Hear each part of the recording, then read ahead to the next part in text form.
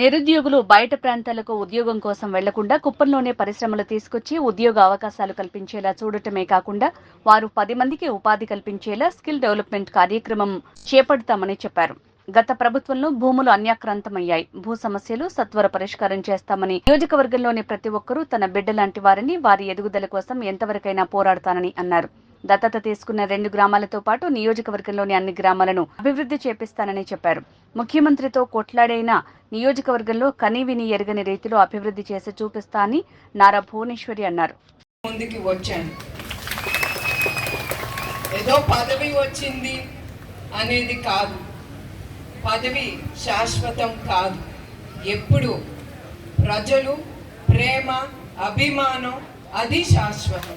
అది మనం ఎవరం మర్చిపోకూడదని మనందరం గుర్తుంచుకోవాలని నేను కోరుతున్నాను. అట్లనే మీ అందరికీ తెలుసు, లోకేష్ కుప్పం నుంచి అతను పాదయాత్ర మొదలుపెట్టాడు, యువగలం. అది అతను కూడా చాలా ఎదుర్కొన్నాడు, మీలానే భయపడలేదు, ముందుకెళ్ళాడు. అది ఎట్లా వెళ్ళాడు? మీ ప్రజలు, మన తెలుగుదేశం కార్యకర్తలు ఇచ్చిన ధైర్యంతో అతను ముందుకెళ్ళి ఆ యువగళ అనే ప్రోగ్రాం పూర్తి చేశాడు. అది ధైర్యం, మీరు ప్రజల నుంచి వచ్చిన ఆ ధైర్యం. అట్లానే చంద్రబాబు నాయుడు గారు ఎలక్షన్ అప్పుడు ఆయన కుప్పానికి స్పెషల్ మేనిఫెస్టో అనేది ఒక తీసుకొచ్చారు.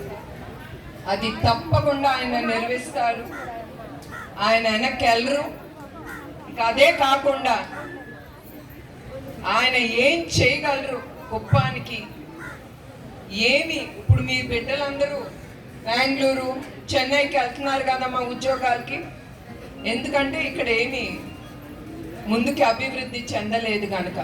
అందుకే నేను నా ప్రచారం అప్పుడు నేను ఇక్కడికి వచ్చినప్పుడు నేనేమన్నాను, మీ అందరికి హామీ ఇచ్చాను, చంద్రబాబు నాయుడు గారితో పోట్లాడి మీ అందరికీ పెద్ద 3 ఇండస్ట్రీలు తీసుకొస్తాను.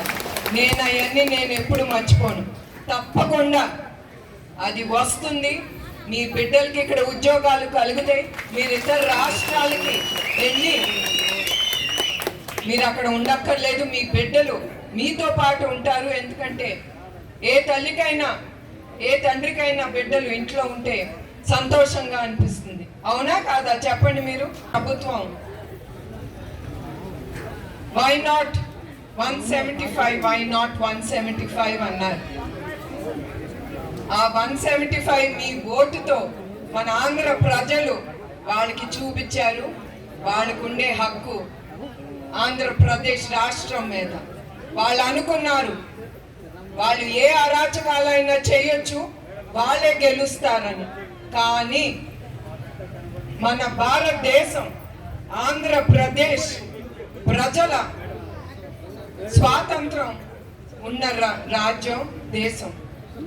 అట్లాంటి దేశంలో అట్లాంటి ప్రజల్ని స్వేచ్ఛ లేకుండా మాట్లాడటానికి కానీ దేనికి కానీ భయంతో వాళ్ళని భయపట్టించి వాళ్ళని ముందుకు తీసుకెళ్లకుండా వాళ్ళు కావాల్సిన అరాచకాలు చేసి మిమ్మల్ని భయపెట్టించారు. కానీ ప్రజలు అదే స్వాతంత్ర ఉద్యమం అంటే నెమ్మదిగా వాళ్ళు వచ్చి ఎవరితో ఏమి చెప్పకుండా మీ ఓటుతో వై నాట్ 75 అనే వాళ్ళని కిందకి దించి మీ ప్రజల ప్రభుత్వం అనేది మీరు తీసుకొచ్చారు.